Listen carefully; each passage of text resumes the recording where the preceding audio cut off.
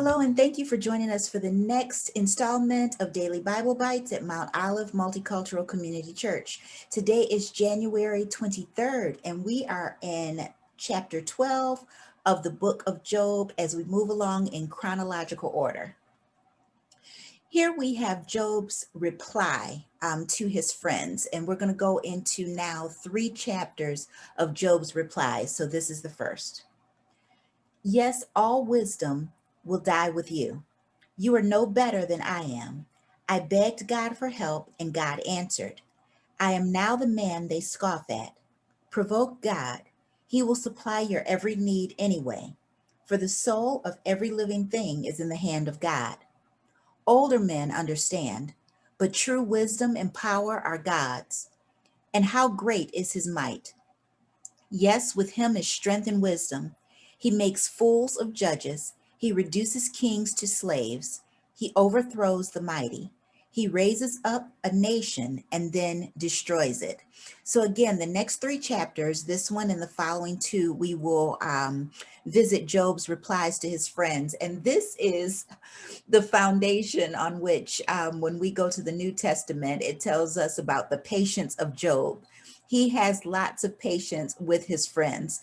We have the rebukes that were given by his 3 friends. Now, we saw Eliphaz's rebuke that he said came from revelation. If you remember, he said that a spirit had visited him and told him these things about Job. Then we have Bildad's rebuke that came seemingly from points of reference where he talked about the wisdom of the ancestors or the oral traditions that had been passed down by the ancestors. And then yesterday we spoke about Zophar, who acted as if he were God's own mouthpiece, like he was just the oracle of God. So he was the end all be all to their rebukes. But Job is now replying to all of them. And what he's saying is that even as wise as you all may be, even as wise as older men may be, even as wise as the great men who have lofty professions, as wise as they all may be, God is wiser. God is the wisest, and he always will be. Now, this would have been a great time for Job to be able to use James 1 and 5 if he had access or if that had been written by that time. This would have been a good time for him to answer, where James 1:5 says, if any of you lacks wisdom, let him ask God, who gives generously to all without reproach, and it will be given him. That would have been a great response, and he wouldn't have had to give all of these words, although I know that he had a lot that he needed to get off of his chest. But this is a good response for all of us.